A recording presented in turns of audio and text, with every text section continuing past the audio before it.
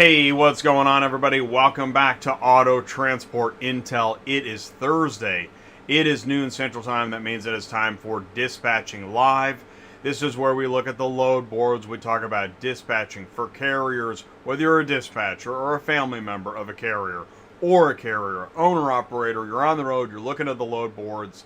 We want to help you look at your route. We want to help you talk about verifying all the phone calls, what goes into what makes a good load, what's a good route, what's good for you right now. So we want to help you with that. Do me a favor, after you leave a like. Oh, where's my bell? There we go. Please do leave a like. Thank you so much. And then right below the video you see share. You can click share, click copy, grab that YouTube link. We're going to be live for 30 minutes. And please help us get the word out. Send it to, I like to say this, the executive in the window office that doesn't realize how hard this is. This is way more tricky. Logistics takes more time and pain than we thought. And we're here to prove it. We got 90 minutes to prove it, and we want to do that for you. And also, you know that you can go to autotransportintel.com, click on sign up, become an ATI insider, get on the email blast, talk to Ty, find out how we can help you. We do have coaching. We have a network of experts. It's a community. It's growing. Thank you so much for being a part of it. And do me a favor, jump in the live chat. Ty is in here. So Ty, who's Carol? Carol has the perfect starter package for car hauling. Show the pic again. Okay? I want to know more about that. Carlos Braxton is here. What's going on? Carlos is always here. By the way, Carlos might be 5 for 5 on the Play Ask Larry, Are You a Car Shipping Guru game. That comes up in 1 hour. We're going to do the answers in 1 hour, so you're not going to want to miss it. Or you have plenty of time to go hit up a burrito or whatever it is. You maybe unload a car. I bet you can unload cars before we do the answers to Are You a Car Shipping Guru. Unique is back. Hey, what's going on? How you doing? I've been binge watching the shows. Thank you so much, Unique. It's like therapy for me as a dispatcher. That's great. That is great. Because I'm telling you, honestly, let me hit the siren for that one. So when I was a dispatcher, many years ago, it feels like yesterday though, and I wake up in hot sweats, is that I know how hard it is, and it's way harder than people think. And I could have used something like this as an outlet. It's info, it's entertainment, somebody that understands, the pain. JRW Prime Transport, what's going on, JRW? What's going on, David at Two Bears? Murphy Auto, she's in there too. Oh, Craig Clayton is here. What's up, Craig? Thanks for tuning in. Oh, Carlos has the best starter package.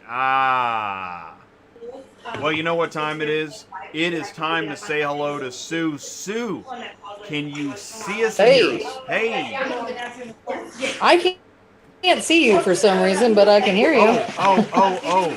Mic check 1, 2, 3. Let's see here. Okay, so I'm here. I should be. There we go. Oh, I think you're coming back on. Oh, there we go. Hey, I can see you. Okay, cool. Hey. Ho. So, Vistaga says, and that one time at band camp. Okay, pick up on Monday. So Sue, what is going on? Band camp. You had to. I got a problem. Yeah, what's going on? What's happening? No, you, please. I've got a situation with a driver. Jen, can you help Jim Barrett for me, please? Yes. Okay. Anyways, sorry. Other than that, so you got a situation with that. Okay, so yeah, okay, here's what we want to know. This is the reason we're here. We're not here to, get the same old whitewash and this and that. We want to know what's going on without naming any names and specifics. She is busy. She is working. So without naming names, what am I doing? Yeah, what's going on? Okay, so what's happened is my driver has a vehicle, and he's trying to deliver it. It's an INOP, and we picked it up at IA. It's through a major broker, and he doesn't want the responsibility if something happens, and the owner wants to get on there and take it off himself, but he wants to be released of any responsibility during the unloading and reloading process. So Jen's trying to get a hold of my driver right now, and that's not going to happen because it's the major broker never answers the phone. So I'm pretty sure he's going to have to just deal with it. So Oh man, I know this one. Yeah, I know this one. Okay, so yeah, all right, so we got, because this is almost like CSI, dispatching CSI. All right, we're in the lab, and we've got the body, and we're going to deconstruct Yes. what happened, right? Because you've got a True. driver, right? Instead of a body, we have a trailer. We got a carrier, and they're at delivery, right? Yes, he's there at the delivery. Exactly. And what is the delivery? What kind of location is the delivery location? I think it's an F-150, and it's going to a business/residence. A business/residence. Okay. All right. So we've got, and what I size think. trailer do we I have? think that's what's going on. Do we have any trailer in? Yeah, we have a 3-car wedge. Okay. Where's the vehicle? Where is the INOP located on the trailer? Are there other vehicles on it? It should have been on. Let me see here. I'm not really sure. What's up, Vlad? But I think it's on the top, if I'm not mistaken. And so it's the only vehicle on the trailer at this time? Yes. What kind of vehicle I'm not really is it again? sure. F-150? F-150, and as far as I know, it rolls. Yeah, so what's wrong with it? I'm not sure what's going on exactly, because I would just roll the bitch off. Oh, sorry. I would just roll it off and moving down the road. So yeah, so why can't we do and it's that? rollable. Why can't we do that? I'm not sure. I don't know why my Now, drivers... is it because the broker says you can't? No, it's my driver saying he doesn't want the responsibility for it. So I'm not really sure what's So going he's worried. on. Okay, so maybe the tires are kinked, the wheels are out of alignment. No, No? that's fine. I'm not really sure what's All going right, on. I'm at a loss. I rule in favor of the dispatcher. Yeah, I don't know. I don't know why we have a problem here. No. Let's see. Vistaga says back not up sure fast either. and hit the brakes. Job done. No, put inside the. But there yeah, must be where the something. door's The carrier must have a valid concern. We just don't know what it is. Make the guy sign. Yeah, receipt in good she's condition. trying to work it out right Oh, now. take a video. There we go. Take a video. But okay, so the carrier's worried about unloading this truck, and the owner or the receiver at the location's like, dude, I'll do it. No, But the carrier wants to check with the broker to make sure. yes. I don't know. And you can't If get the it's- broker on the So phone. what's going on, Jen? Give me a little. It sounds like a weird Oh, situation. okay. I knew that was going to be there. Are we done? Oh, so you're It's not a on? ro- Oh, sorry. The broker actually answered you? Okay. Holy crap. Okay. So they just said, okay, that's fine. What's fine? That the driver does, that the receiver That they drives it get off? on, yeah, that they take it off themselves. Yeah, weird. Well, first off, I'm surprised they even answered the phone in the first place. but Well, here's the good news. that never happened. Here's the good news, as I see it, is that you're not at a yard or well, I mean, you're at a business. So, I mean, technically, if the receiver gets on the trailer, drives it off, and crashes, Right. I think then Right. it's their liability because they're Worried about it. yeah, it's their Right. employee at their business, and they did that to their vehicle. Yeah. So that's why I didn't know if there was really a real situation. But what I don't understand is what's wrong I with guess the it's all. truck. It's an avalanche, right? And it rolls. I don't know. I don't understand. But if you're here's I don't know why he doesn't want to mess with it. If you're tuning in right now, what you're seeing is, again, if you're in a window office in a skyscraper, you're so high up you're looking at the clouds. You got 1,000 people that work for you, and then somewhere in the basement is a dispatcher. This is what it's like to be that basement dispatcher, because what did we do the last 10 minutes? We weren't booking loads. We weren't doing anything actually productive to our dispatch day, were we? True. That's 10 Nope. minutes you'll never get back. True. And that's a regular day. Yeah, that's right. Welcome to the job.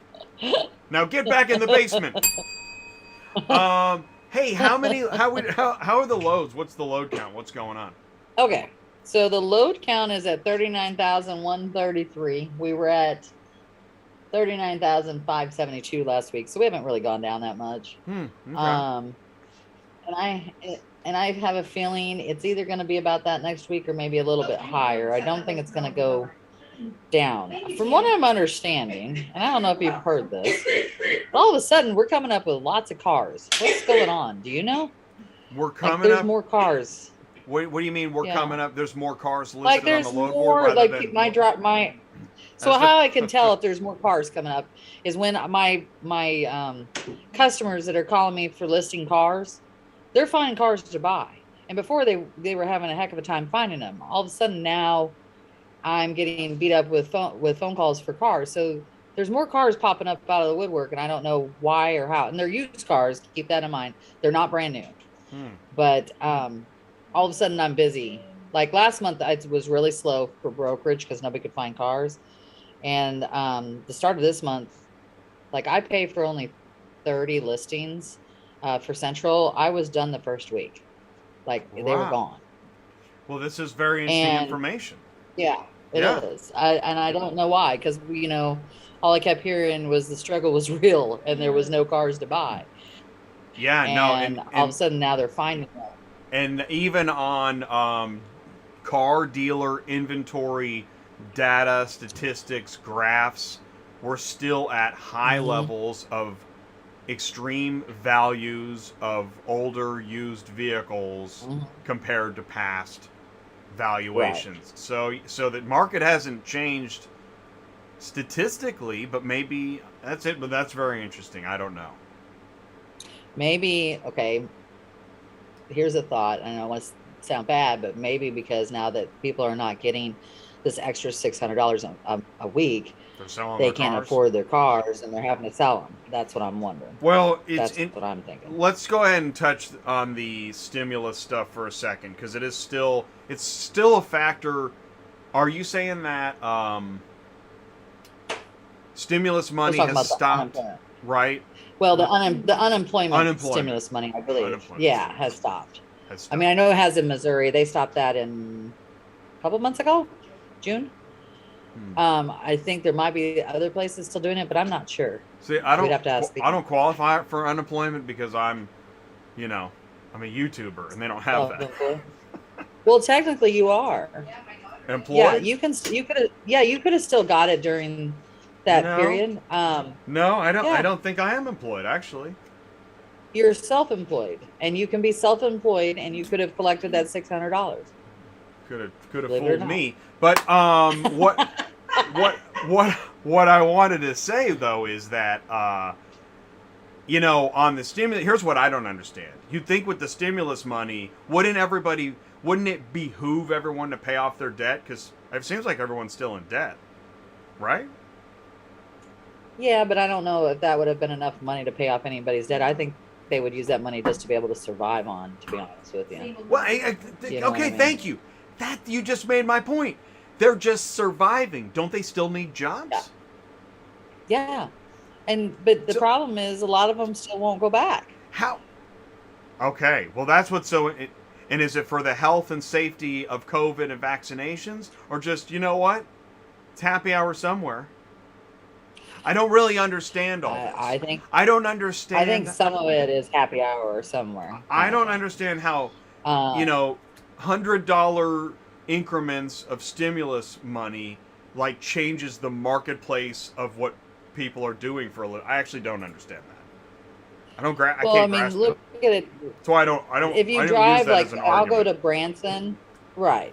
But I'll go to Branson, and you'll see signs at every fast food place saying they'll pay you the same day that you work, and they're paying $15 to $20 an hour. I know. And they're just trying to get people to work. That's what I'm saying. So how is it that many people are good and just, or is it a reflection of how low the rates are? I don't know. I don't know either. I honestly can't figure it out. That's why I don't quote scripture and verse about it, because I truly can't understand it. Yeah. I can't grasp it. I don't get it either. Oh yeah, so we're gonna dispatch. That's right. We have a dispatching show. So if you have a route scout, I'll say this: if you have a route scout put it in the live chat. Go ahead and let us know your trailer capacity. From where to where are you looking? Also, if you are seeking dispatch advice, if you're a new dispatcher, if you've got a gripe, go ahead and pull up your soapbox and stand on it. Put it in the live chat. Oh, JRW's talking about flood cars. Oh, could that be the cars? Good point, No, Jared. because my cars are not coming from Louisiana at all. That's not where they're getting them. But that although is that should be happening. Yeah. It is, and you know what? I did take 2-3 drivers to Louisiana this week, and it was tough getting them out of there. So they haven't started selling these flood cars yet because I was just still picking up regular dealership cars. So I don't think that has come down the line yet. Let's put it that way.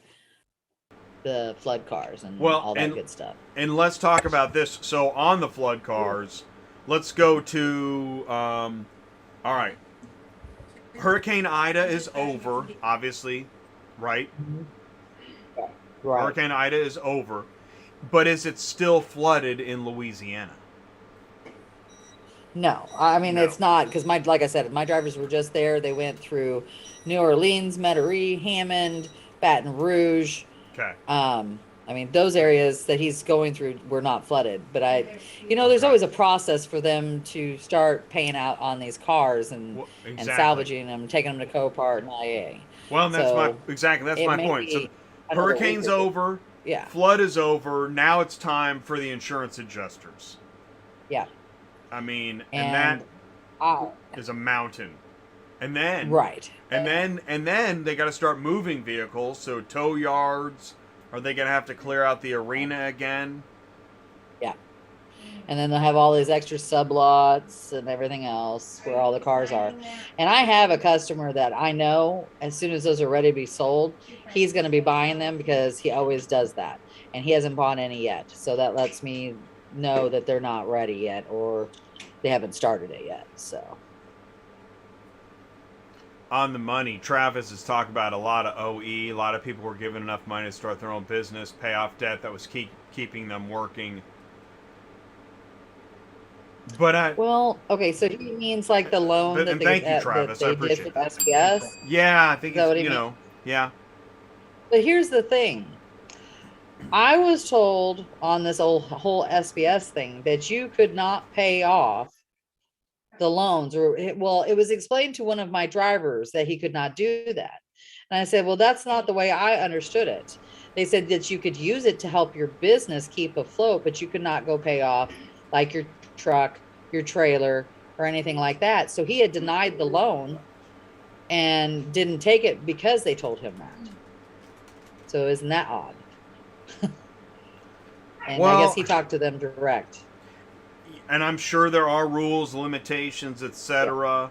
I just don't buy a Ferrari. I'm really trying to understand what's going, because what bothers me is the political football is, oh well, we're giving away all this money and nobody wants to work anymore. I don't know. Right. Maybe that's true, but I'm definitely not gonna grab that football and run with it. And that's why I bring it up. We have a driver shortage, but then again, we look at the load boards. Do we have carriers booking loads on load board shortage? Tell me that one. What do you mean? Like, they're booking loads still on Central? Is that what you're saying? So for example, what I'm getting at is, do brokers posting loads on load boards have trouble finding carriers because half of them are sitting in their hammocks because they're good? I think that is the case on some things. I don't think it's the case on all. I think more or less a lot of them went out of business more than them just sitting there. And I do know that loan money that was given to people, you could not start your business with that loan money. You could only use it for the business you had. Because I got one of these loans and it says quite specifically in there, you cannot start a new business with this loan money. So you have to use it for your own business. And that doesn't mean you could sub off, like, hey, I've started this business on the side for the same company name. They're saying only what you had. So I think what happened more or less, I think a lot of transporters went out of business because they did sit down when this all happened. They probably didn't get the SBS loan because they did not give it out to everybody. And I've still got, because there was more money that came through at the first of the year, right? And still got some drivers that are still trying to get the new loan that came out and still haven't received it. So whether that money is really there, I don't know. You know what I mean? I think they gave out a chunk, and then I don't know what happened to it after that. Isn't it more likely that some people don't go back to the part-time restaurant dish job they had Yes. because they're not sure they're going to get COVID or whatever? Right. I'm sure. Yeah. Restaurants would be a bad place for me, I would think. But it seems like those are I don't know. I want to crack this nut of driver shortage because I get emails all the time. People are getting into this business every day. I don't see a shortage every day. Well, that's what's weird. I I get probably 3-4 calls, if not emails, a day that they're brand new. They're still waiting for their MC, or they're still trying to, but most of the time, like we were talking about the other night, they don't have CDLs. And I've just kind of decided I'm not dealing with that anymore. Go get your CDL, then I can work with you. It's just too hard to do it without a CDL, honestly. And you get busted all the time. So why do it? Like they were explaining too about your insurance. If you get busted without a CDL and you have it happen too many times, you might as well you're just out of business because your insurance rate is going to go astronomical, or they're going to dump you. So don't do it. Get your CDL first. I mean, we were talking about that on Tuesday night. Right. That's fascinating. And I think I said this Tuesday night too. Hot shot, auto transport, and non-CDL, those would be in the same category, right? Well, I mean, no. I have people consider a hot shot a 2 or 3 car trailer, right? Is that what you have them considered? Well, I'm glad we're talking about this because we are in. This is where you grab a mask and jump right in. Because what is hot shot? I like to ask this question. What is hot shot car hauling? See, I had someone call me and they tell me they were a hot shot, and I said, "What do you consider that?" And he said he was a 3-car hauler. I said, "Okay." I just consider that a 3-car hauler, but it is. It's 3 cars. You're a waste. So I mean, what's the difference? I mean, other than and that's what most of my drivers are 3-car haulers, but they have CDLs. I do have a couple that do not. They run at their own risk, and that like I said, that's on them. That's not on me. I'll run you however you want to run them, but I'm just not taking any other drivers without CDLs because I keep having the same problem where they're getting busted, or they're avoiding the scales, like Lionel was talking about. If you keep avoiding the scales, you can't get your safety record where you need to be for the insurance company. So you're not doing yourself any service by skipping it because you're overweight, or you're not, you're not doing what you're supposed to be doing as far as your ELD. And eventually, as far as I know too, what I've always been worried about with these drivers, when they run 800-900 miles and they're there the next day and they're not doing it legally because of their ELD, doesn't that eventually catch up with you at the end of the year, and the government knows that you did all this anyways? That's what I always worry about, is the ELD part of it. So, well, I don't know. Well, and that's it. I think what we're really identifying, I think if there was a way to take a national poll of people that are getting into auto transport, where did you get some of your first information? Where'd you get that idea? Mm-hmm. The answer would be YouTube videos. And on YouTube, hotshot car hauling is a big search term. And on those hotshot car hauling videos, it's all about, this is my trailer, this is how much money I make, and then every other video after a few weeks is, this is what I did wrong, I crashed again, I'm quitting again, I'm going out of business again. But at that point, it doesn't matter what's true, what's helpful. It's all about the views. And that is the story of auto transport business education, even in 2021, is you're getting YouTube videos that say whatever. Because what is hotshot car hauling? I love to ask this question. And I think here's the answer. According to customers, which again, I don't even know if they get into customers on hotshot car hauling videos, but hotshot means expedited.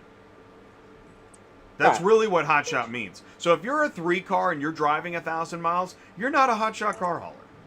I mean, not according to your Well, customers, and I think those are the people that help define these well, terms. technically, if you were there the next day, you would be. So, Okay, um, fair enough. You're dodging scales, driving all night, dumping monsters down your throat, sure. right. But So that's I just looked still up the not. definition of it. Hotshot is So the expedited. definition of it says this. Yeah, this is what it says. This is the definition. It says expediters are owner operators or companies with cargo vans, sprinters, straight trucks, or tractor trailers that make rush or emergency orders. They're generally exclusive vehicle use and do straight through delivery, meaning no stops or other pickups. So that, I guess, Exactly. that technically wouldn't be a pickup. And that's right. That's hotshot. And now if you take that Right. definition and apply that to the morass of YouTube videos that talk about how you're going to get rich being hotshot, Yeah. how many are left that actually fit the bill? It ain't many. Technically, if we go by what It ain't this many. says, I mean, a 3-car hauler is not a hotshot hauler No. either. No, Because it's you're still picking up 3 picks, 3 drops, that kind of thing. But I mean, if it's a hotshot perfect sounds world, if it was a awesome. 3 Like, pickup, who it doesn't does, want to like, be a holy hotshot? crap.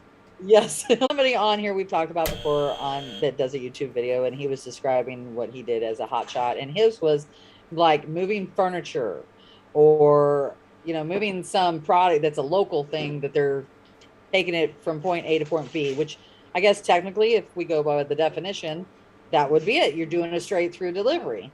But I think everybody has a different definition of this, because most of the guys that call me and say they're a hotshot, they're a 3-car wedge or a 3-car flatbed or something like that, or a 2-car flatbed.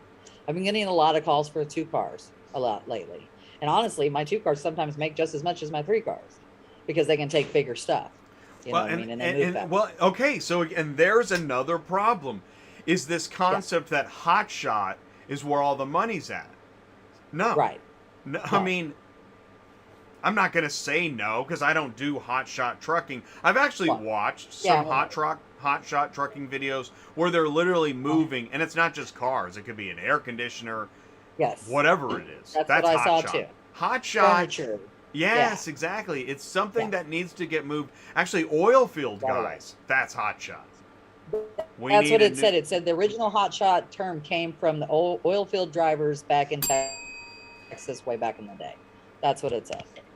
For the record, that's 2 in a row. I'm not even looking at a dictionary, and Sue has verified exactly what I thought it was. I just want to say for the record, we can now end the show. This is what I call a perfect call. Okay. Hey, let's look at this. Oh, yeah. One Dispatch, open market enhancements. All right, so this started yesterday. Yeah. I found the first one interesting. Reverse auction will no longer be available. What is that? I don't even know what that is. I don't know. I didn't even know they had a reverse auction. I would assume reverse auction would have meant like you can get a load going back this, where you came from, that kind of thing. It says But I've never seen that on. less than 1% of our carrier partners. Yeah, because I don't think anybody knows about it. I've never heard. I have no idea what that is. But then again, why educate people? Why do that? Well, I will tell you, this is what happened yesterday, and none of this makes sense because we're trying to find out what makes you a yellow listed carrier. You can no longer ask for chicken nuggets, just so you know. What? So, no nuggets? It is only, no nuggets.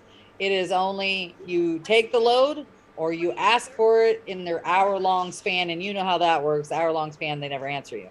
But then it says, okay, so it says that is missing for anybody that's yellow listed, but they're not telling you what makes you yellow listed, because I tried all my carriers, and apparently we must be all yellow listed.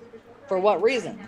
And Jen sent them an email and asked them what makes you a yellow listed carrier, and we still do not know what that means. Oh, yeah, so I saw that. I was just typing. We got, this is really cool. We got another one. We got Daryl Chavez in the live chat. And okay, good morning from Arizona. I am new to the whole business. My husband and he's got the truck. Although I have no idea what I'm doing, I'll be taking care of the dispatching part, and I need help. Daryl, thank you so much. I know exactly what it's like to be in your shoes. Exactly. And I know what it's like to now know, like, what you're up against, but we can help. We are alive. We're here. We're live. We're your dispatching resource on Dispatching Live. Let's finish up this topic, and then we'll start talking to Daryl. And in the meantime, Daryl, you can post some, like, what is an INOP? What is this? Post some, start with the basics, and we'll grow from there. Now, on this yellow listed carriers.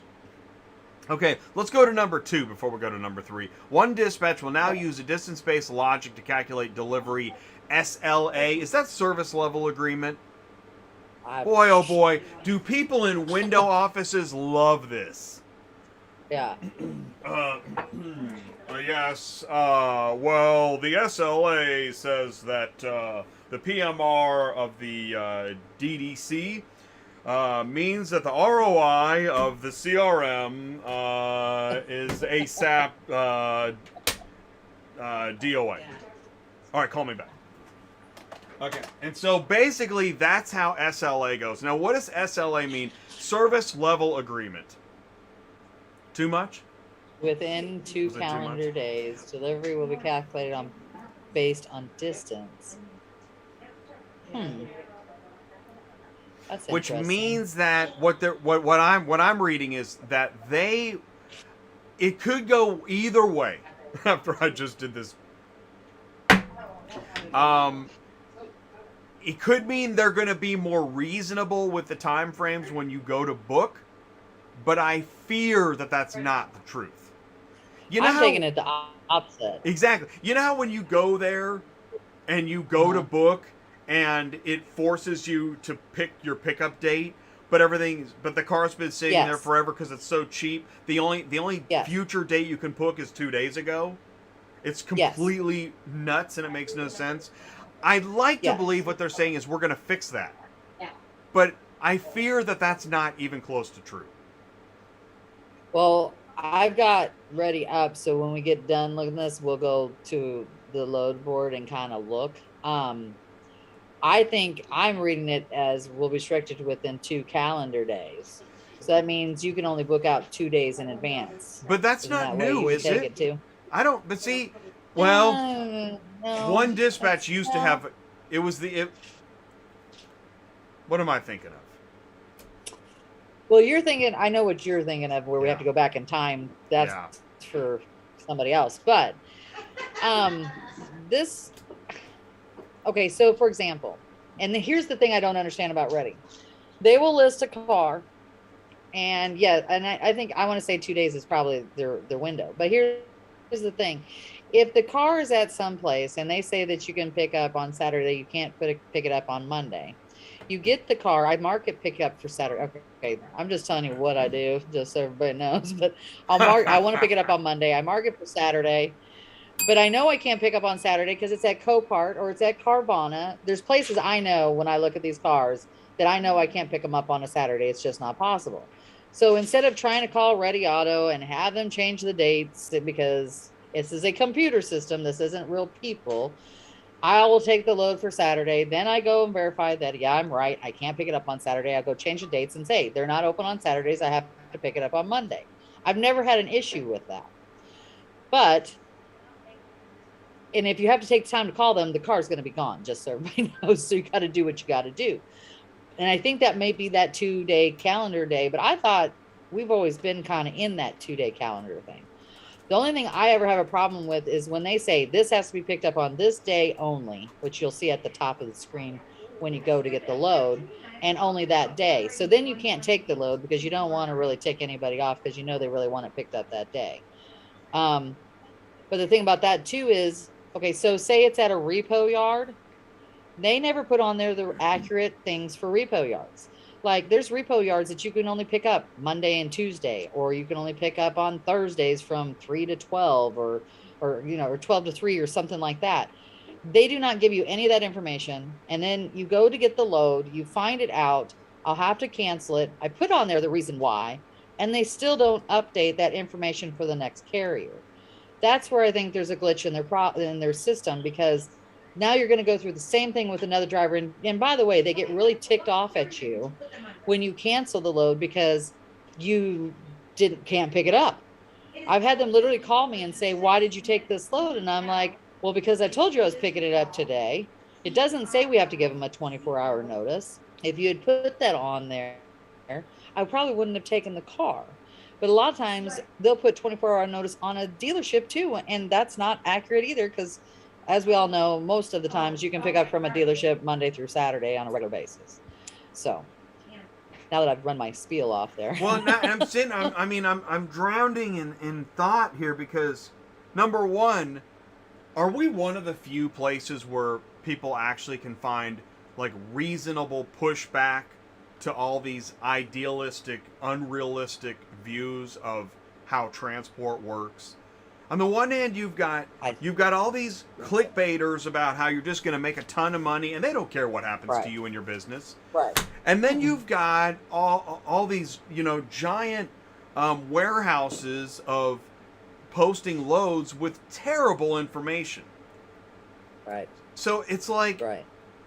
God, we're so caught in the middle. Also, I want to say this. You know what I don't understand? I'm reading about how car dealers are making more money than ever on their profit margin. Can the carrier get some more too then? Yeah. Come on, man. That would be nice. Yeah. Because honestly, one of the worst people that list cheap loads on there a lot of times are dealers. I know. And this is why on Fridays, man. Yeah. Ty gets tested when he says, talk to the car dealer. Yeah. People are always like, yeah, well, the dealers suck, though. Transporters suck, dealers suck, everybody sucks. Well, but isn't talking to the dealer still better than being lied to on the load board? Let's go to number 3. Yellow list carriers. See, here's the thing is, I do understand you want to separate the wheat from the chaff. See? I know some biblical stuff. On the yellow list carriers, if you could separate, carriers that aren't ideal from carriers that do everything you say, then you don't have to be so strict on number 2.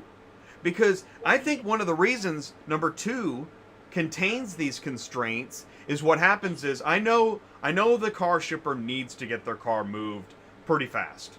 So they don't have time for a lot of jerking around of, I'm going to pick it up, I'm not going to pick it up, I'm going to pick it up, I didn't pick it up, I'm going to, they don't have time for that. I get that. But we also, as dispatchers and carriers, we don't have time to be lied to. Don't tell me I only have so much time to pick it up, and one of those days they're not even open. Right. Come on, somebody's already picked it up. I mean, that happens all the time. It doesn't matter how big of a broker you are. We deal with all the big brokers. And lately, well, I mean, it's a general statement, but we'll say it's excessive lately. The cars have already been picked up before we even get there. And we're calling to verify, because that's what no matter how big the broker is, always verify the load. It doesn't matter, because honestly, they have too many people in the pie, shall we say, that are getting that load to the board. Because you have the market person that got the load that supposedly has all the correct information. Then it goes to the load board. Then you have the dispatcher, and then it comes to us. So what we keep happened is either the car isn't ready, not paid for, or the car has already been picked up. Remember me telling you that story probably about 2-3 months ago, and it was involving Paladin.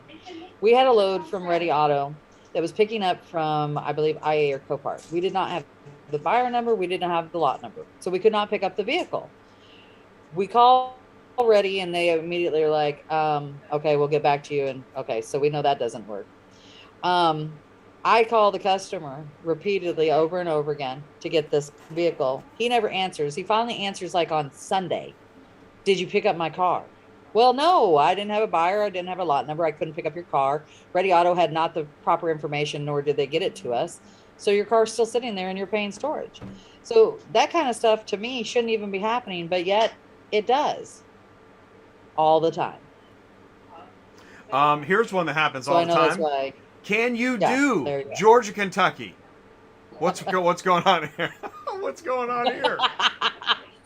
So we call to get this vehicle. And the guy says, well, I have a whole bunch of people to do it for 400. I'm like, okay. And so I said, Good for you. Then can you do it dispatch for it. 6 then? Goodbye. Yeah, never dispatched it. Still sat there on the board. Finally, he texts us like later that day and said, do you want this vehicle for 475? And I'm like, no, we're already loaded. See ya. Bye-bye. You know? Dude. And if you notice, he has 0 ratings. He's brand new. Oh, I know. Off what turnip truck do you think we all just fell off of? Come on, man. Yeah. Yeah. Yeah, 0 ratings. I got people. I can book it all day for 400. Then dispatch it and leave me alone. Yeah. When they say that, that just you don't have anybody because you would already have a dispatch, and right? You know what I love? You said, "Oh, really? Then I'll do it for 6." Totally. That is totally the way. I take all the chips. Sweet. Let's do this. Dude. Well, and come on, man. And it's been a regular thing lately of them listing cars and then saying, I want to do it for this. My customer didn't agree. I had it happen yesterday. A car out of Oklahoma City going in Atlanta, Georgia. He had it listed for $550. We call him and he's like, well, my customer doesn't want to only pay $500. Well, then why did you list it for $550? Well, then he says, well, I think I could talk him into it if you pick it up today. Oh, bullshit. And that is that's the funniest thing too. Exactly. There you can hear it on the phone. They're like, "Oh, listen, buddy. Yeah, right. Hey, yeah, you know what? Yeah, we're in this together, buddy. Yeah, I think that maybe we can get my shipper. Yeah. Let's get my shipper on the phone and let's start talking. It's all really just really all of this over $25. Yeah. Come on. $25, $50. It just that kind of stuff just drives me nuts. This is not car dealers in the 1970s anymore. Stop already. Yeah. There shouldn't be any negotiations. If you listed that car for that price, that's what you should be doing it for. You can't say, oopsie, I didn't mean to list it for. And that's why I love to say, grab a mask and jump right in. You can do whatever you want. This is auto transport. You can list them on there for 6 cents a mile. Yeah. So. My customers said they won't pay more than a nickel. I'll drive it off. A load. I forgot to send this to you. There was a load listed on there the other day for 10 cents a mile. 10 cents a mile. I think it was $100 to go wherever it was going. Spray champagne over the cubicle because you can do whatever you want. Yeah. Just do it. Yeah. Yeah. Don't worry that you can't get a negative rating. You're the broker. Hey, blame it on the dispatcher. You can do whatever you want. And you know, and here's the thing with this whole rating thing. You're right. God. We can't give them a negative because we didn't take the load. Until we take the load, then you're already in it. That's when you can give them the negative. So how is that fair either? Right? I mean, that doesn't even make any sense. Right now, Daryl is like, wait a minute. What happened? I thought you guys were just giving information. But now I'm watching pro wrestlers and you guys are, here. Okay. Auto Transport Intel dispatching live. Take 2. Take 2. Here's the deal. Dispatching is crazy. Okay. It is. What we're gonna do is we're gonna go to the load boards and we're gonna look at some loads. Go ahead and do me a favor, Daryl. This would be great. Go ahead and post any where to where. Yes. Where are you looking for loads right now? Where's your you said your husband. Your husband's in the truck. Where is he going to end up next? Yeah. And how many can he take? And we'll start looking. I call that a route scout. So just tell us where he's going to end up. Tell us when. So where and when and how many he can carry, and we will help you look. We'll do a route scout. Maybe you already know where he's going to and from. And this applies to anybody. But the reason why I get worked up and we start talking crazy is because then the craziness ensues. You look at the load board, you're looking at loads, and you're thinking click, click, click, click, cha-ching, because that's kind of how the YouTube videos talk about it. Yep. And that's when the craziness starts. So, oops, I'll stop my share. Sue, you can take the screen share. Why does the craziness ensue? Because information's not correct. It says it's posted in Dallas, but it's really picking up in Memphis. It says it's COD, but it's really 30-day pay. It says it's an F-150, but it's really an INOP Civic. Why? I don't know why. I can't figure it out. But you see it day after day after day, and that's why it gets so hard. Because it's not like in a grocery store. You go in, you got your shopping cart, and, you know, get the zucchini and the Kleenex and the laundry detergent, and then you check out. It's not like that at all. The zucchini, shoot, man, that is an old watermelon. And the Kleenex turns out to be, you know, a vacuum. That's auto transport. That's the problem. But let's take a look. Let's see if I'm right. Okay. Maybe I'm wrong. Okay, well, first I'm going to say one thing. The whole guy where he's driving the car off my driver's thing, Yeah. he just ran it off the ramps. Okay, so now where is it? So your driver knew, right? Yeah, he goes, that's what was going to happen. He just said, I told you so. He just ran it off the ramps. Great. So I'm glad Oh my that we got God. authorization. It was okay. So your driver knew. Trust your driver. You know the Yes. gold bars. Well, I still don't know why my driver didn't take it off himself. But I'll ask him about that one later. Okay, and now Well, secondly, I'm gonna go with a lineman or ready. axle. There was something he knew there was a problem. Yeah. And here That's we go. probably what it was. Question: was he ever told that they would fork it off?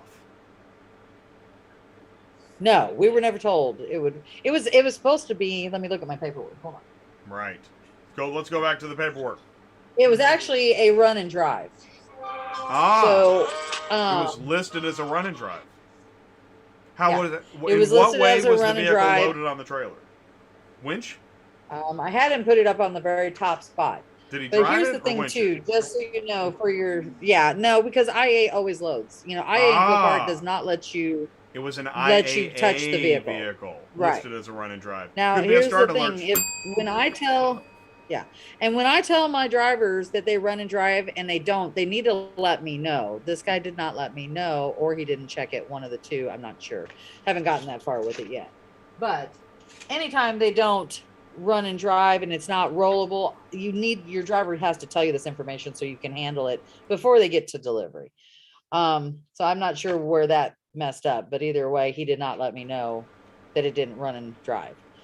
But so it we'll was discuss that listed one as a later. run and drive. This gets back again. Yes. Man, didn't I Well, just it say wasn't- that the cucumber turned out to be a watermelon? Here we go. Here's a perfect example. Okay. You get dispatched in an F-150. Well- It's listed as Right. a run and drive. You're assuming it drives. Well, But the driver knows here's there's something the wrong with thing. the truck.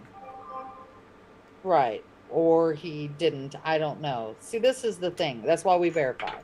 We verified with IA that it did run and drive. It had all four wheels. It was not stationary because, you know, the new rules are that if it starts up, it runs and drives, whether it does or not. So we always check all that stuff. Yeah. So he should have, when he got it loaded, went and started it up and made sure that everything was fine. I don't know if he did that. He may have just loaded it and went on down the road. That's what most drivers do. But that's and the then thing. we deal That with is what problems most later drivers. on. Well, Yes, but yes. see, this gets back into the problem of does the driver, should a dispatcher and a driver be expected to verify all possible wrong information? Well, technically, no, because the broker, that's the broker's job. But you and I both know from the beginning of time that's never been the case. And I would say over the last 3 to 5 years, it's gotten even worse than what it was in the very beginning stages of this. Because I've been using Central Dispatch, you know, it's been 17, 18 years for me because I had a driver before I became a broker. And I was learning this too. You know, I don't even remember in the beginning if I knew I was supposed to verify because I was learning this from scratch. I think that came after a couple times of things not being where they were supposed to be. And then I started the whole verify thing. And I think in the beginning, things were a little bit smoother, a little bit easier way back in the day because I think this was all new. Central Dispatch was all new to everybody that was using it. So I think everything worked the way it was supposed to. Now, half the time, you're lucky if you even get the pickup and the delivery address because they're so lazy they don't put it on there. I mean, that's Well, a regular thing. And I'm going to say something really crazy. So obviously, auto transport has existed for decades, and so before Right. central dispatch ever existed, vehicles were moved by other people through some form of listing. But maybe because you had Right. to talk to somebody, maybe there was less lying about what the load was. Because now you True. can hide in the anonymity of an electronic Yes. listing, right? Who Right. knows? This is why That's it's true. become grab a mask and jump right in, because nobody Well, can. How is anybody gonna stick it to you? If I can stick it to the shipper, yeah. how Why is not? right? Right. That's I'm where with we're you. at. Just pass off my Let's just problem to be the next honest. person. Yeah. Let's be Yeah. honest. Now that we have full anonymity, who cares? Just take the Yeah. money and run, right? Yeah. Okay. Yeah. All right. Cool. Okay. Yeah. No. Fun Thursdays. Yeah. Oh yeah, having a great time, Silvermint. So what are we doing? Are we looking for cars or Okay, what? so I pulled up the Ready Auto board, the new Ready Auto board, just so everybody can kind of see. And apparently, I'm a yellow Wow, you're listed right. driver. The chicken nuggets are gone. Sue, Chicken nuggets are gone. did we Yes, have I something know. to No do more with this? chicken nuggets. The chicken nuggets are gone. The chicken I hope nuggets not, but existed forever. yes, I mean, forever. Those chicken. yes, for as long as I've known. There we go. Yeah, Those chicken nuggets have been as there long for as there's been a rat years. board. Yeah, since Wow. rat started the load board, So I wait a believe. minute. Wait a So minute. now, There's not. It wouldn't. Wasn't 10 nuggets better than 0 nuggets? yes, because if you do the, so I'm gonna just click on this. So if you do the make offer thing, That is hilarious. Man, I so know I knew people were watching this show. I knew it. I knew it. So now all you have, if you're a yellow listed driver, which I think yellow listed drivers, because I don't know if everybody knows, but for Ready Auto, you get a rating. So if you cancel loads a lot or you don't pick up or deliver on time, your rating goes down and down and down. So I have a feeling yellow listed drivers are because of that kind of stuff. I don't know if this is going to help them, to be honest with you, because there's still going to be people that want to make an offer, but you have to wait. Like, okay, so if you look at this, I'm just going to click on some stuff here so we can get to the part where they want it. All right. All right. So here we are. You can either take this load right here for $1.21 a mile. By the way, that's a good load, but who goes to Odessa, Texas? We won't even go there. Anyways, Yeah. so That's if an you oil want to field. do an offer and say you wanted $600, it says you can choose for it to go for 1 hour, 4 hours, 24 hours. I've literally had them still sitting in there 3-4 days later. No, dude, this box should be named the Yeah. pointless box. There is no Yes. point in doing this. Yes. I'm not going to see it. speculating and allegedly and all the fancy lawyer talk, but this box Yeah. is pointless. Because Change it was my a mind. pointless before, so I doubt it's going to make any The difference. pointless Okay? box. Oh Yes. yes. We've updated the pointless box. Yes, the SLA. Yes, thank you. And usually what happens is, like, if you ask for a certain amount and they really want this moved, Because you'll if you're get gonna the phone watch the call show and they'll get rid of the say- chicken nuggets, Yeah. oh, Right. it's on. Yeah. It's on. I would still rather have the chicken nuggets than make an offer that nobody listens to. The whole us point about. of bitching So, about chicken nuggets was so you would turn it into like chicken wings and thighs and Yes. breasts and stuff. you're right. That's what Instead I of wanted. $15, But instead, $50 oh, or no something. nuggets Yeah. for you. Yeah. By the way, Yeah. while we're here and I'm having such a good time, did you see in the pre-dispatch notes? Can you read asterisk shipper requires? What does it say? Shipper requires this must pick up by 9:14 and must drop off by 9:17. What's the Okay. date? And what's the date today? What's the date? Exactly. Okay. What's I- the date? Can Oh, you by the make way, this we were larger? talking We're about going to 2 stay days. here for a little bit. Yes. Okay, so hang on. let me make Because it bigger. I'm telling you, this makes me nuts. It So- says on there we go. Thank you. That's It awesome. says on the dispatch. By the way, this is not, we're not in the past right now. Today is September 23rd, and you clicked on an active load posting, right? Oh, We're yes, not I did. somehow in a DeLorean in the past. No, Today is we're September not. 23rd, and the dispatch notes say the shipper requires that you pick it up by September 14th, which was when, Sue? Was that 2 weeks ago? It was last Tuesday. Okay, so if the shipper requires that it must be picked up by last Tuesday and must be dropped off by, when was September 17th? That was last Friday. So they wanted it picked up last Tuesday, delivered by the Friday. Okay, so the shipper requires that it was picked up last Tuesday and delivered last week, but we're looking at booking it now or in the future. Is that correct? Yes, 2 days. When you remember that 2 day window, look, it is only 2 days. Either Thursday or Friday is all they're allowing you. But look at delivery.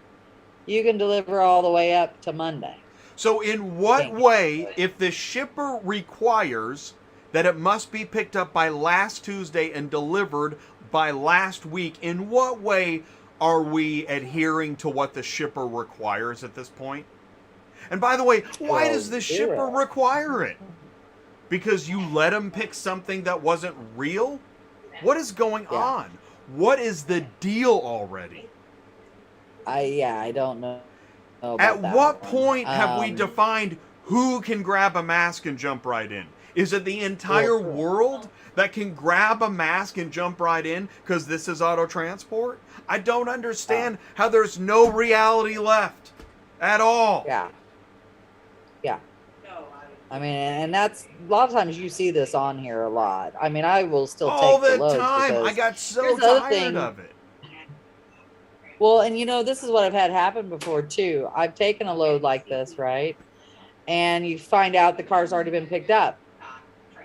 Because what I've had them happen is either the original person that maybe had this load on the Ready Auto board may have canceled it, or they canceled it on them, but they still went and picked it up. Or the customer got sick of waiting for Ready to find somebody and contacted somebody else and got somebody else to take it. And it's gone. And I've literally canceled the load on here before and told them the car was gone. And 5 minutes later, I see that load come right back up on the load board again, after I told them the car was gone. So that happens all the time, not just with them. I've had it happen with cars arrive before too. I think it's a program thing. It's not a people thing. I think they don't look at this stuff, and that's how that happens. But that's just my personal opinion. And that's fine if it's a program thing. Like, if we always have ridiculous asterisks in all of our documents, fine. So be it. Sue us. Whatever. Okay. Not funny. But the thing is that, is that, can you please come down? Please walk down from the upper levels of the skyscraper and come hang out with us in the basement and see what it's like to be inundated with all these asterisks and requirements and the shipper this and the shipper that. How about those stinking VIP loads where you can't talk to anybody? Nobody gets any extra money. Somebody got extra money. It wasn't us. We did not get paid extra, so we couldn't talk to the customer. At what point can we stop having these stupid promises? Again, shipper requires this must. Who said that was real? All right. You know what I really like? You know what I appreciate? Daryl Chavez is asking actual questions, and I'm going to try to go back to that because I got to get back on track here. Daryl asks, what systems do I need to start working? Okay, and that's I'm trying to. We need more information, Daryl, and I think we're in the middle of moving to Atlanta and listening. Oh man, that's funny. They're packing boxes, right? And they're listening to this show. That sounds like total mayhem. I love it. From Georgia to Texas, Arizona, mainly. Okay, so they want to run Atlanta to Arizona and Texas. Well, I'm going to tell you right now, how big of a car hauler are you first? And then secondly, I'm going to give you some bad news if you're a small car hauler, because it's not going to happen. The loads out of Atlanta going that direction are cheap. And they will continue to be that way as well. 4 to 5 at a time. He likes to drop off and pick up at the same location. Okay, that's also not going to happen. I'm sorry. I'm sorry. So we're going to pull up Atlanta, and I'm going to show you what I mean. And don't change your screen because I want to say this. Okay. Finish. He likes Okay. picking up and dropping off at the same location, and the shipper likes things being picked up cheap last week. Do you see the Yes. disconnect? This is the disconnect Yes. right here. This is dispatching live CSI. Yep. The transporter wants everything right there, and the shipper wants everything last week. Now, That's and also, not a transport. here's the question you were asking everybody is, what made you decide that that's going to be the route you want to run? Who told you that's going to be your best route? That's what Jay likes to ask. So, what made you decide? Well, that's it. I mean, that is it. And that literally brings us back to, I'm going to share the screen. Because as we talked about, if you missed, here, do this. And also, I'm going to apologize. I shift gears. It's Fast and the Furious. I'm the Vin Diesel of dispatching. So, because what happens is I go from like stuff you really need to know to just sheer rhetoric. And it's hard to tell which one we're at. But that's part of the fun. It's a long show. You got to do something. The thing is that Tuesday night we had a show Beyond the Fuel Island where we talked about a lot of these issues from the beginning when you're starting your business, and are you going to get a CDL? You got your authority? Where are you going to go? How's your insurance? How's your credit? So go ahead and watch this show too. This will definitely be a good one to listen to while packing.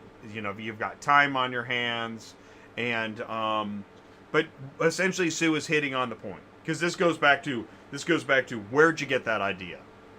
Where did you get the idea of what you want your route to be, Sue? And I think we're talking to the wife, by the way. So, okay, so she just put on here, I'm assuming that she said that once the weather gets bad, they're going to run south.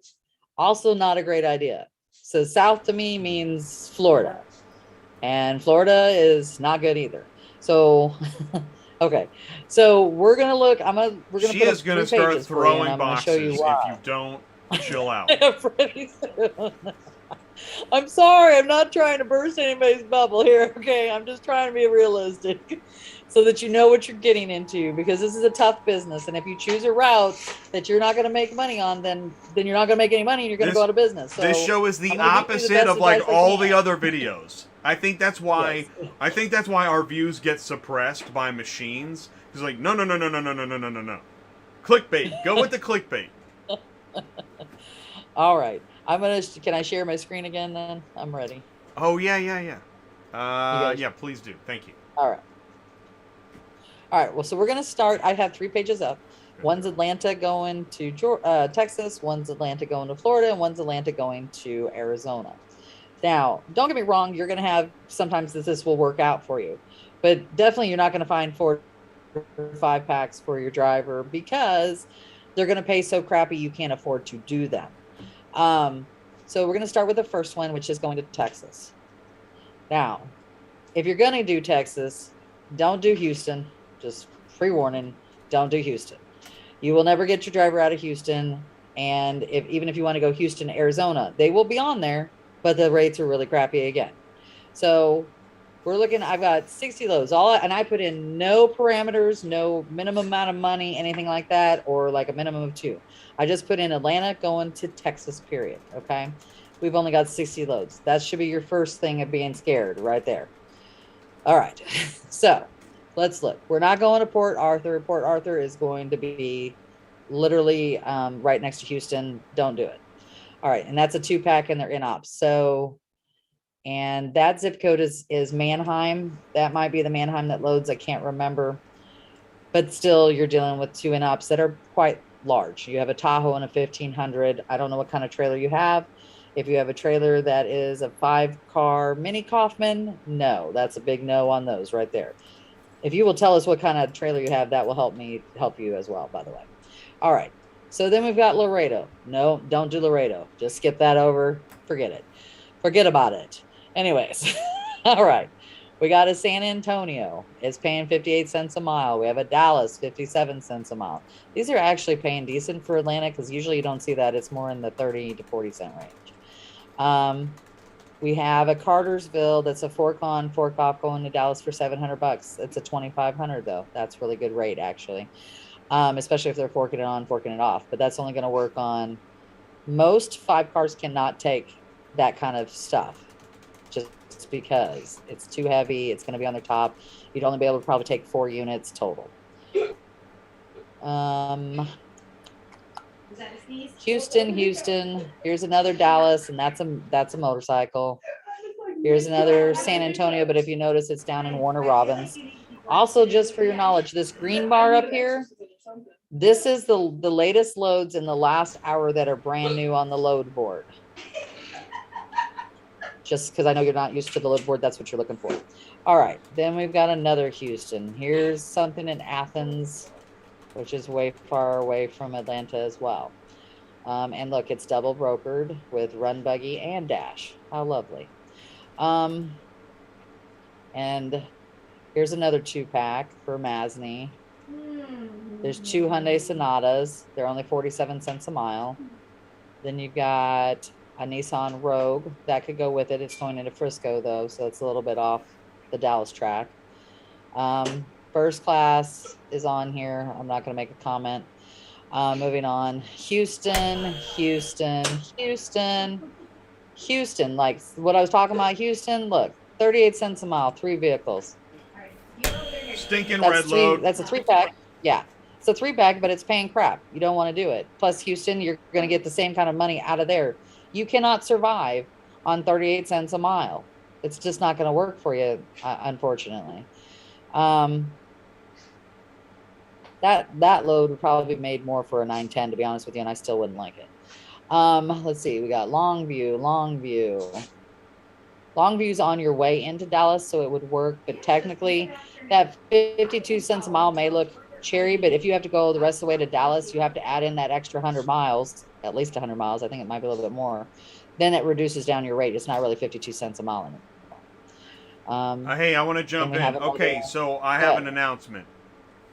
All right, so Daryl, based on your live chats, I think you need to go to Dispatcher Training Series. I just put it in the live chat because you're starting at 101, and that's cool. Yeah. But because what we're showing you has got to be overwhelming. Like what? Right? Because like, which load board do you recommend? What programs do I need to start? Right.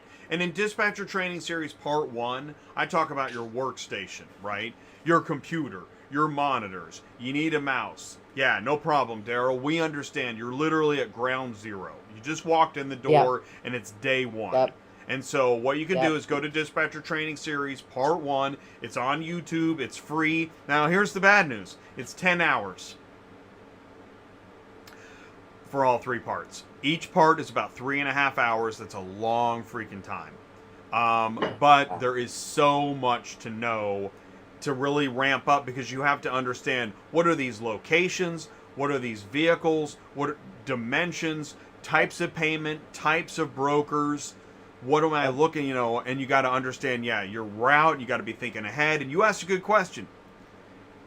Client calls, I booked a pickup drop off, but I like to have a car waiting on to get after picked up right after it's dropped off. Right, exactly. You got to be thinking ahead and booking. And I want to say this too. Sometimes it can be painful, but you got to look over the cliff, right? You got to look over the edge of the cliff. Here's the edge of the cliff.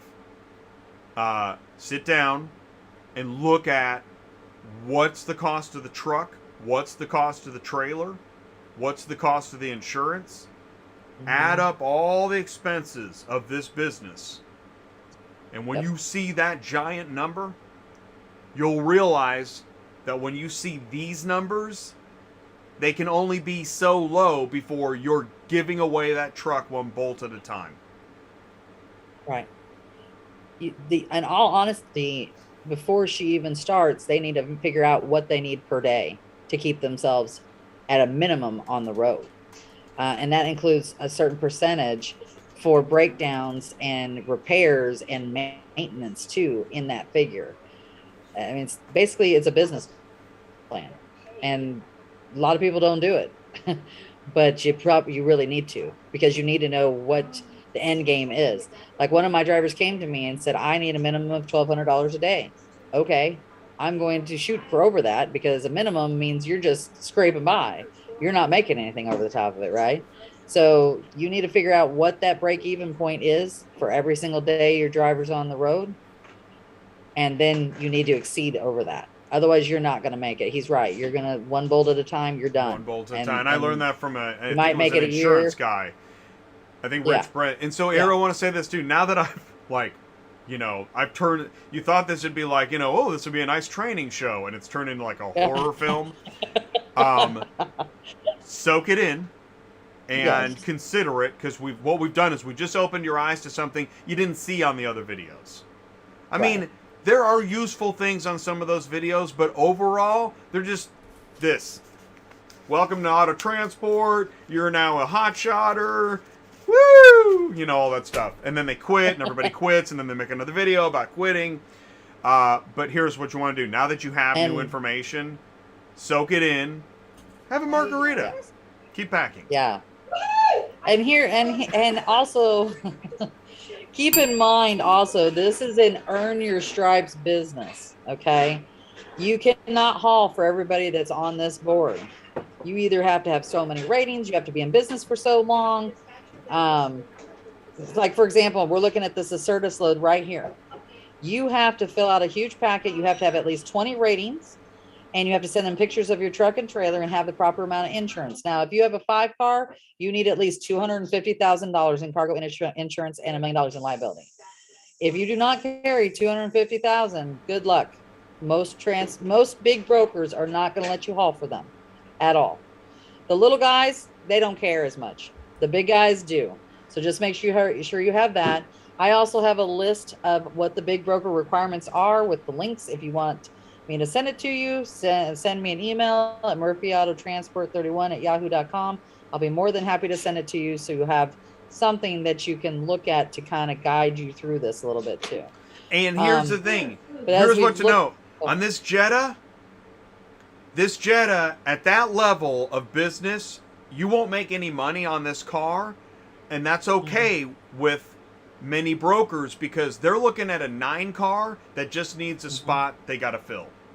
Yep. This Jetta is somebody's gas money. It's not anybody's profit. That's it. Right. That's true. Okay, so moving on. Here's one. This is Austell. This is a fork on, because this should be Copart. Also be aware that the Coparts are making you make appointments, and half the time you can't get the damn appointment. Oh God, I hate appointments. Just had that happen just now. In fact, on one of my drivers, on one who was picking up in Mabane. No appointments available. And so, what really sucks is that we came up with this weekly show to drive ourselves crazy, because as we move into the future, it's just going to get worse. Yeah, just the complete lack of reality out there. I can't. Sue, how dare you? Okay, so I'll tell you what. You know what time it is? Is it Larry time? It's Larry time. Let's do some. What we do is every Tuesday night we have Tuesday nights live, and we have a segment. Man, check. I don't know why the audio changes. Mic check 1 2. How's the podcast? I don't know, Jay, because we're live. Mic check 1 2. All right. So, anyways, Tuesday nights we have Are You a Car Shipping Guru? Play Ask Larry. And these are 5 questions hosted by Superflow Systems. And what you want to do is, on Tuesday nights, I'm going to share this. You want to go to, you still have a few more minutes to, you can go to dispatchcenter.com/Ask Larry and play to win. Now, here we go. Oh, Silvermint's putting useful information in the live chat again. Hey, Jay, do you have video with the DOT guy talking specifically about non-CDL? Oh, the DOT compliance. Yeah, you should. Wednesday DOT compliance. Actually, you should watch yesterday's DOT compliance. It's called Clearinghouse Wake Up Call. That's a great show. check that out. Okay, here we go. 5 questions, 5 answers, and we have Carlos. I know Carlos is still, well, if he hasn't just given up on us, I think Carlos has all 5 winning answers. Can you believe that? We've never had a winner. Here we go. So we're gonna do we're gonna do the questions and the answers. Here's question 1. Roughly, how much does a new Toyota Corolla weigh? Is it 1,500, 3,000, 5,000, or 7,000 pounds? 3,000. I know, and I'm so disappointed that I guessed wrong. I was being presumptuous and hasty, and I'm rusty, and I said 5,000, which is stupid because that's like a small medium-sized truck, right? Yeah, 1,500 is like 5,500 pounds, 6,000, something like that. But 3,000, yeah, that's a Honda Civic. We're more than 3. Yeah, so I thought a Corolla was like 35. So you got this. I mean, you got this one right. Obviously, I mean, you didn't even have to think about it. You just, right? So Carlos. Well, yeah, because I gotta know most of the time what they weigh. All right, I know Carlos had 3,000. So here we go. Question 2. What is the most appropriate carrier pay amount to ship a 2017 Ford Fusion from Chicago to Portland, Maine? $525, $600, $890, $1025. You went with $890? See, that's what I went with. $890. Carlos, I think Carlos went with $1025. Where is Carlos? Is he here? I thought he was earlier, wasn't he? Let's see. Yeah, he was here. And I thought I wrote down Carlos's guesses, but right now I'm looking at mine. No, I don't think he is on here today. Yeah, oh no, he was at the very top. I know 12. he was. Yeah. I want to see him win.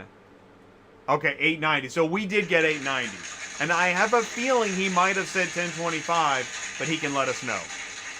And you can always go back. I got 2 so far. He put it. You're 2 for 2. Sue is 2 for 2. Yeah. And by the way, don't forget, Larry, the transport auto llama. Oh, and he's here. He's a character. Yeah, he is. He just said, yeah. Alexa, open Quotify.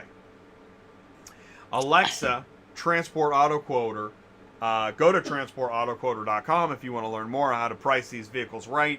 Larry, the transport llama, knows what it takes to get it moved given current market conditions. Here we go. The Department of Transportation was created by President Lyndon Johnson in what year? 63, 66, 69, 72. 1900. I know. See, I said 63. Now, Carlos, by the way, Carlos, you got 3,000. Carlos, did you get 890? He's unloading and listening. And and I just blew it. He's in Tennessee, right? He's at Mount Juliet right now. It's 66. I guessed 63. I think Carlos guessed 66 on that one too. I think Carlos. I would have said 63 as well. Yeah, I'm sorry. I'm 2 out. Yeah, I've never won. It's impossible to win this stinking game. But I think Carlos is 3 for 3 right now. He's unloading and he's listening. Can you feel it? Let's use our minds and tune in to Carlos. Carlos, there he's got his gloves, right? And what's he doing? He's taking care of his straps right now, making sure everything's neat, closing the jockey box. He's walking around the back. I can almost see him. I'm a clairvoyant. I'm tuning in. Carlos is here. He did say 63. Oh, he did say 63. Oh. Nobody got it. Wow, this game is a killer. Question 4. Next. What is the most appropriate carrier pay amount to ship a 2019 Kia Soul from San Diego to Knoxville, Tennessee? Is it $705, $825, $995, or $1155? I would say $1155. And actually, I said $995, and then I was thinking about it later. I'm like, nah, it's $1155. It has to be, right? I think it's got to be $1155. I think so. It should be. It should. It's a long distance there. Going once, going twice. Do I hear $1155?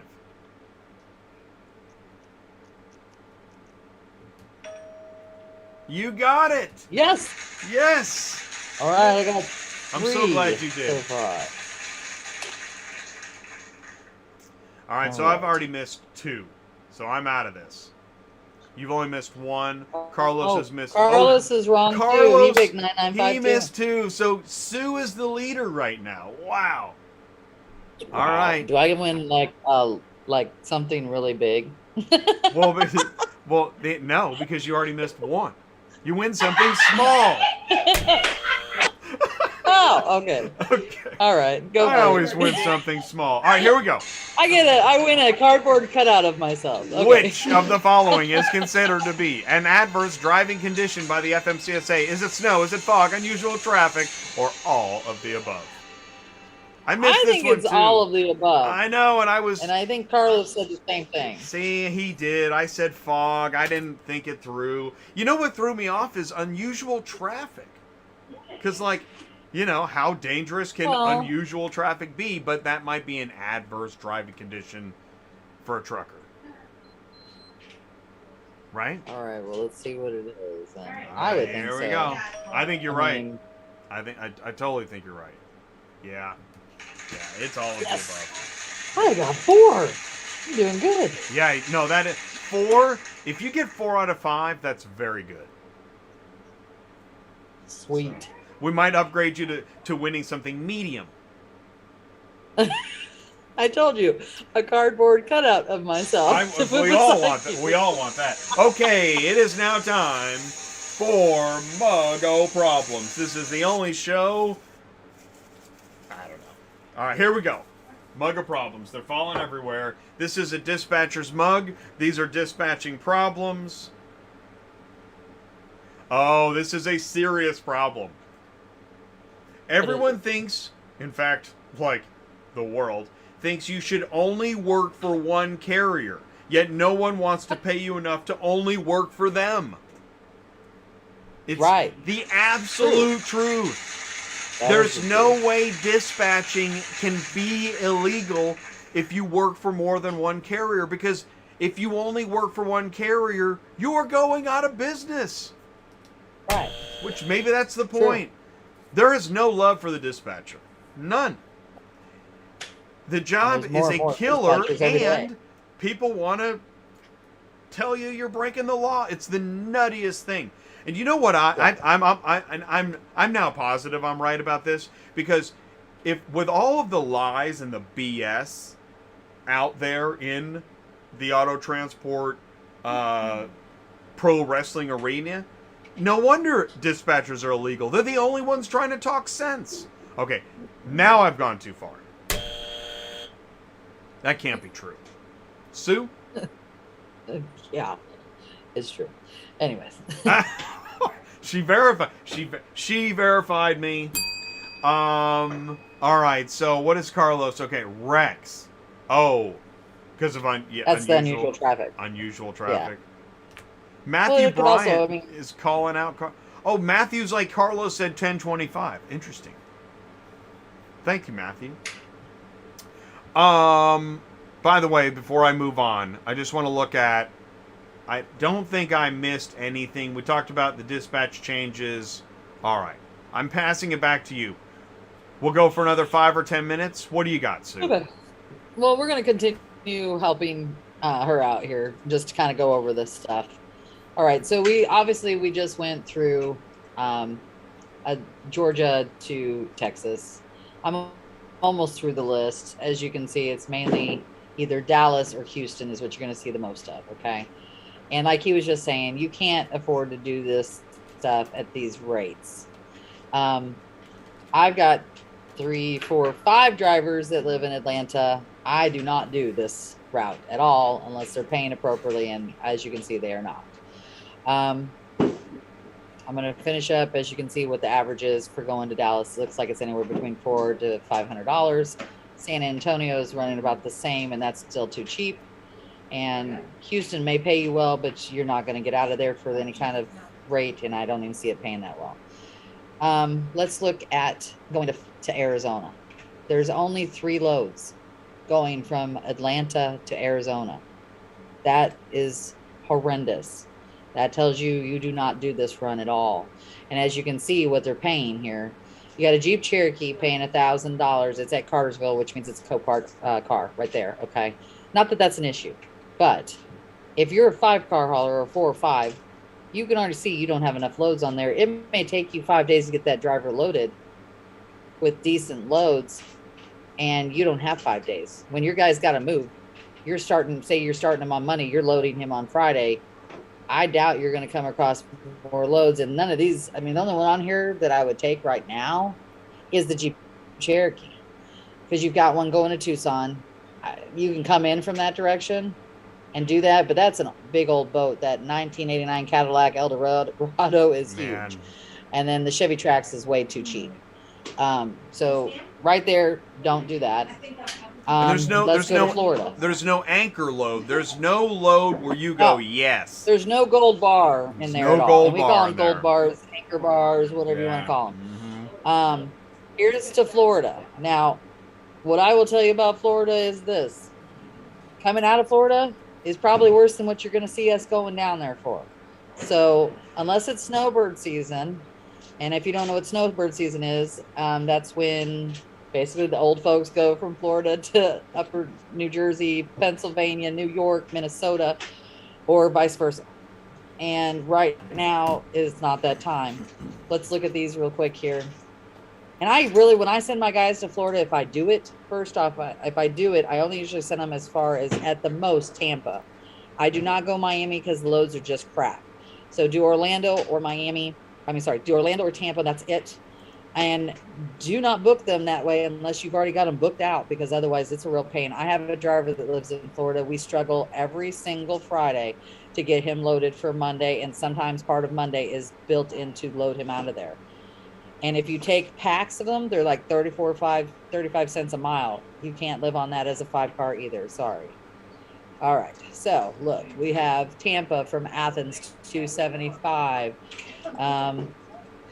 Here's Fort Walton Beach is a totally different entity unto itself, by the way. So Fort Walton Beach, Pensacola, Tallahassee, stuff like that is in a different area of what I would consider the rest of Florida is. You can do that run, but you're not going to run back to Atlanta out of there. You can, but they're like $250, $300 a car. But there's usually good paying loads going the rest of the way out because nobody likes to go to those areas. All right. And your other problem is a lot of the stuff from Atlanta goes to the port in Jacksonville. And I don't recommend it. You will sit at the port all day long. Ask Candy. She'll tell you. And it's not worth your time to sit there, and you will not find loads going back usually for like $175, $200 a car. So let's see. So yeah, don't go to the port. Lauderdale. So when they say, oh yeah, it's delivering at the port, say thank you very much. No. So for example, like this says, I like it when they say going to the port. That way you know what to avoid. Most of the time these guys won't do that. So you got to look for the zip codes. So you see 32226, that's usually going to the port. I wouldn't even bother calling them if you don't want to do the port. And I just want to add this too. It's not there's anything wrong with the port, but when you're new, don't go there. No. Well, and if you're going to cost yourself a whole day of sitting there trying to get unloaded and you cannot reload, then whatever profit you may have had, you just lost. It's gone. So don't do it. Yeah. Here's a 3-pack going into Jacksonville. And how you can tell a lot of times too, if they're going to the port or not. This doesn't say it, but I'm going to tell you right now, 904 is a Jacksonville. So I bet you it's going directly to him. So if we click on it. She knows her zip codes. All right. Yes, it's going directly to him. As you can see, he's out of Jacksonville. So that's a little bit of an easier deal. You know, you're not going to the port. Although, you know, is $600 really worth doing that? I mean, if you live in Jacksonville, maybe, because you're going in and out. But geez, that seems cheap to me. I don't know. Here we go. Now, Ready Auto is another broker you will not be allowed to haul for. They are a year out. You cannot sign up for them until you've been in the business for a year. So keep that in mind. And Atlanta is the land of Copart and IAA. I will just pre-warn you, there are so many Coparts and IAAs in Atlanta area that you'll get used to it. But Copart, once again, you have to make an appointment, and it makes it really difficult. Because it's very hard to predict in Atlanta traffic, which is one of like the worst traffic areas there are, to how long it's going to take you to get someplace from point A to point B to pick up and drop and that kind of thing. All right, there's more Jacksonville stuff. Here's Miami. So, for example, we were talking about the 5-car, right? Here's a 5-pack. You have a 4Runner, a Forester, a Colorado, and a Nissan Pathfinder. That should fit on your 5-car. Look at what it's paying. 42 cents a mile to Miami. Do you really want to do something like that? All right, I'm just going to give that a yellow. Okay, because if it's if in the 30s, that's where you get into stinking red loads. Right. Because you can't make any money at 30 cents a mile. You can't. I can't. There's no way to arrange the calculator and move the buttons around to make that. No. And then honestly, like if you were a 10-car hauler, I would do this 1350. Yes, you do that kind of stuff because you want your driver to have less pickups and less drops. But 5-car, you're looking for like 2 packs, 3 packs. But you still have it. Don't you cube out before you weigh out? Because if those were all sedans, yes. Well, you're going to still, I mean, you can take that and you're going to take some more with it. But you're right. You're going to lose a couple. I think you're going to lose at least. And this is where you get into like the pro 10-car haulers on auto transport, everything. They're like, I got this all day. Easy peasy, whatever they say. That Chevy Colorado shouldn't be that bad. It's not. It's only $37.28. That's fair. Wow. That's fair. Think that's right? No. That sounds great. I don't think that's right. I know. No, I don't think it's right. The 4Runner and the Pathfinder weigh more than the Chevy Colorado. You can do whatever you want. That's crazy. This is auto transport. Yeah, this is true. Yeah. Yeah, and just for this doesn't necessarily mean this is accurate. You're better off to go check the curb weight on some of this stuff, especially if you're a 10-car, because he's right. You have a weight thing that you have to follow, and especially in Florida, you can't overhang and stuff like that either. For 2010, it's an old one. Yeah, try a 2010. I'm curious about that. It didn't sound right to me. Hey, here's a Rolls Royce, but it's over in Alabama. By the way, Rolls Royces weigh a ton. They're like 5,500 to 6,000 pounds usually on a Rolls Royce or Bentley or anything like that. Okay, so we just looked up the curb weight on that Chevy Colorado. It's more like that stuff kills me. You'll see Rolls Royce Ghost, and they want to move for like 42 cents a mile. Yes. Like, what? Let's see. I just moved one last week, but we ain't. That is just the dumbest thing. Why would you spend $100,000 on a car? I'm serious. Yeah. Why would you spend $100,000 on a car, and then you're expecting it to move it for like a few $100? Why? Yeah, and then send it open on top of that. Or did you entrust somebody with the easy peasy and the promises and the whatnot, and that's what they're going to do? Like, do you know that? They probably. They could be charging the customer $1,000. Exactly, exactly. And that's where they're spraying champagne across the cubicle. Yeah, dude. And I mean, you can see there's lots of loads going to Florida. There will always be lots of loads. What do I care? This is just a summer job. I took this summer job. Somebody said I could get rich spraying champagne over the cubicle. I'm going to college in the fall. What do I care? I'm not going to be here when the ghost comes back, missing headlights. Yep. Or scraped up the sides of the wheels. That's not my problem, bro. It's every day, bro. That should be like kind of a broker training song. It's every day, bro. Do you know that Jake Paul? Okay. I'm not gonna go there. So, anyways, basically you'll see loads from Georgia to Florida. Coming back is going to be worse. I don't recommend that. Honestly, if you're going to run out of Georgia, I'm going to just tell you what I run. It's usually Louisiana. It's usually Ohio, Kentucky, maybe St. Louis, maybe Kansas City, maybe Little Rock. Those are kind of my hub places, and those are the ones that are going to pay you the most money. You're not going to still get packs. Sometimes I get packs. I usually do not, but I'm only 3 cars. We did take last week. We had our 5 car there, and we took a pack of 4 to Detroit and a single unit, I believe. Um, but that doesn't happen every time. I mean, that's kind of few and far between. The packs have kind of, you don't see them that much anymore.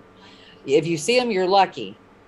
And especially like you'll see 9 packs and stuff like that, but you can't, they usually will not split for you. And they're usually the 9 packs are paying even less than the rest of them anyways. It's 34 cents a mile to 40 cents a mile. So I don't recommend doing that. And this either. is where You might want to talk. Please, no, please, you. I was going to say, if you're wanting to build your business, now granted you're just moving to Atlanta, it sounds like, talk to Ty. He will help you if you want to do more what I would consider going to Florida as a local thing, because you're just there and back. Build your business up by going and marketing yourself, and Ty can help you and explain that to you. Yeah, and so here's what I'm going to do. Thank you for that. That's a good lead-in for, because tomorrow's show, Cars on the Move. Cars on the Move. It's in the live chat. I put the link to tomorrow's show in the live chat. It's called Cars on the Move. And what happens on Cars on the Move is Ty Thompson is in the transport parking lot at an auto auction. That's usually where he is. And he is connecting dealers, auctions, and carriers. For the purpose of, if you've had enough, if you've watched 90 minutes of absolute craziness today, all right? I lost my mind a couple times because it's just ridiculous that apparently you can do whatever you want on the load boards. You can literally do whatever you want. People do every day. Do whatever you want. Pretty much. And if you get tired of that, and you look at auto transport as a business instead of just like a dumpster fire, or a buffet. Let's be fair, could be a buffet with really old pizza and some stale potatoes and who knows what. If you get tired of that and you want to build a business and you realize, you know what, I think I need customers. I need something steady. Because this is how fleets become fleets. You won't find fleets that run their business strategy off of a load board. Now, you will actually find some fleets, but they're cutting corners somewhere else. This is where you have driver teams that drive all night and poop through a hole in the bottom of the cab or whatever they do. Because it's auto transport. You can do whatever you want. You've heard of this? I've heard this. Good Lord. Apparently it's true. Whatever. So. Oh, good Lord. I gotta recover. Anyways. Okay, auto transport intel, dispatching live. Take 3. So if you get tired of all the craziness and you want to build a customer base, join us on Cars on the Move, where we talk about actually talking to people and seeing if you can drum up business. Because here's the fact, this is the dirty secret. All the brokers that are posting loads on the load boards, that's what they did. They went and got the customer. Now, they might have bought leads, but they're still, if you talk to a seasoned broker, they're trying to get away from buying leads and building relationships. So why let the broker do all that? You're the carrier. You're the one moving the car. You're the one doing all the work. Why only get a small fraction of what the shipper paid when you're the one actually moving the car? That's what we talk about on Cars on the Move on Fridays. This has been a heck of a show. That's 40 plus 60. That's 100 minutes. 100 minutes of craziness. and I hope that Daryl, I hope we have helped you. We probably raised your anxiety a hair, but we really want people to know what's really going on here, and that's what Auto Transport Intel is all about, and that's what Dispatching Live is all about. I don't know. I guess I just got tired of, we see narratives, we see stories, whatever it is that we all believe, because people seem to believe whatever they want. In fact, life is like auto transport. You can do whatever you want. You believe whatever you want. But regardless of what you believe and whatever you do, you just know that there are opposing narratives to what you consider to be the reality. And I got tired of nobody telling the truth consistently. Because you don't get a lot of views. You'll see it. You'll see it in my videos. My views are low because we're talking truth. We're not telling you things that you want to hear and cheerleading and Kool-Aid drinking and all this great stuff. This dollar bill stuff, it's got to stop. Look at this. I got a lot of money here. Okay. Sue, final thoughts? Well, I keep wanting to hit on with her because they've never obviously not done this before, I'm assuming. And I think you need to definitely do more research, and watch Jay's videos, watch our show, because we're going to talk about more stuff that's happening now too. Because I know Jay's, how old is your videos? Like a couple years, right? Oh my gosh, it's so funny you say that. Yeah, like, so now my channel's 4 years old, and and people will still watch and comment stuff from a few years ago, and it's valid. It's just that that's one of the strange things about putting all this content up, is that, I mean, even information continues to change. We get older, we learn more. I'm not disputing the stuff I said in the past. No. But and in fact, evolved. Yeah. But at the same time, the problems we saw, well, Dispatching Live is what? We started during the pandemic, right? Right. Well, right before, right? But the stuff we said in episode 5 is still true. Right. But it's constantly, I mean, this whole business is constantly evolving. I mean, the load boards are, I mean, look, Central wants us to use their new load search, and we're not using it. Oh my God. And let's talk about that. You know what I mean? What? That's such a great. What do we talk about? Central Dispatch. That's the number one load board, and I say that, I give them the credit they're due. Right. Central Dispatch is the number one load board. When you, it is the load board everybody pulls up first. Absolutely. Fair? All right. Yes. Having said that, you have to. You cannot use anything else without it. Yes. And everybody knows that. And so, but when you go search for vehicles, are you using the new look, Sue? No. I tried it yesterday.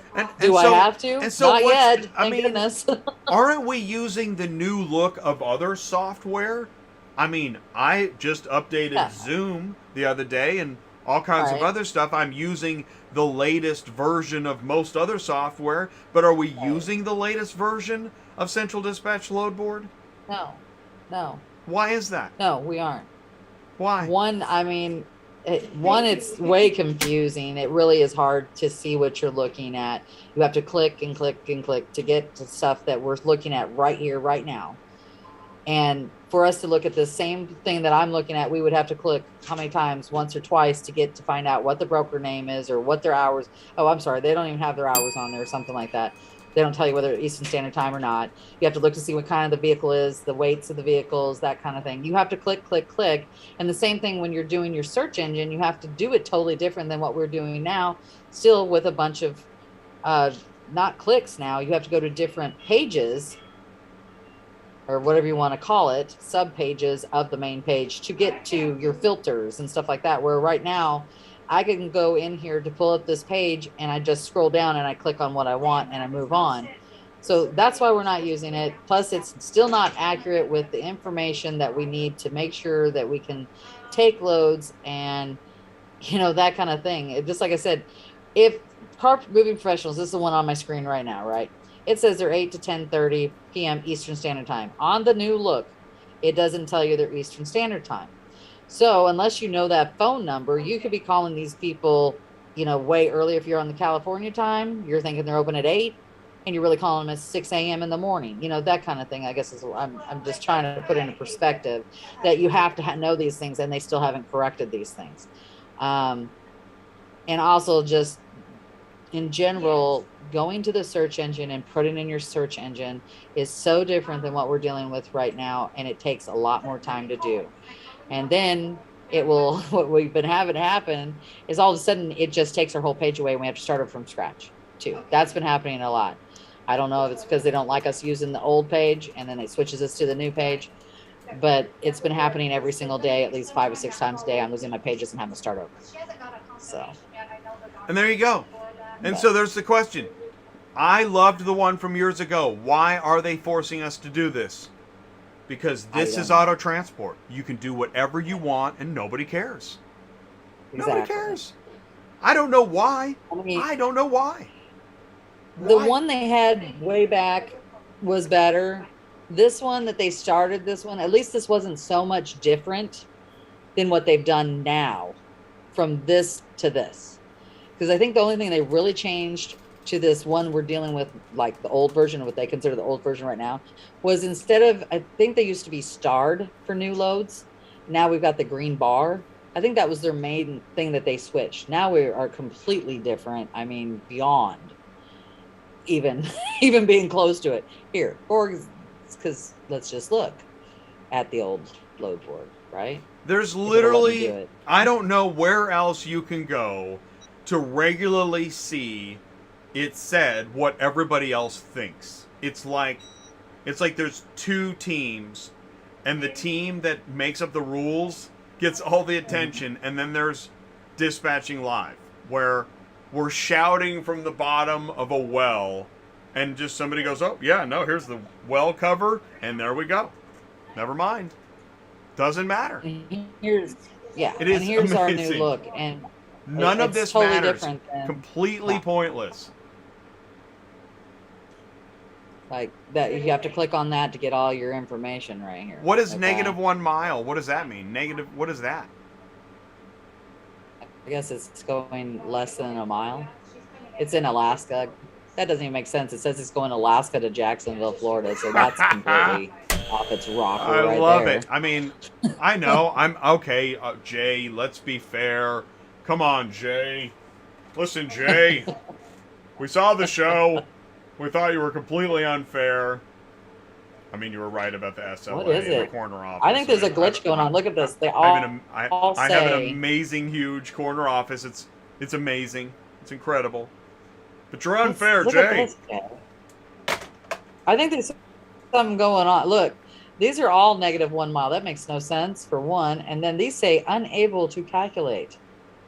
So he doesn't have a price on there? What the hell does that mean?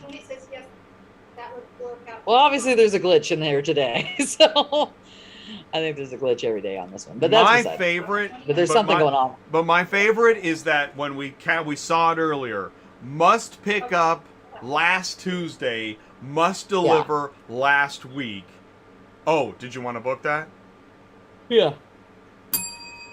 I love that stuff. I mean, I think everybody, the more we complain, maybe they'll put it back. I don't know. No. Make it better. We complained about chicken nuggets. Oh, well, no nuggets. So what will be the remedy for this? Oh, well, then we're not going to even let you book it. Actually, the remedy will be you just have to pick it up today. There you go. There you go. There's no other option. There's your remedy. Pick it up today, deliver today, or don't book it at all. And we're going to upgrade the yellow list to we're going to go straight red list. Okay? If you do anything wrong at all, if you don't pick it up today and you don't deliver it today, you're going on our red list.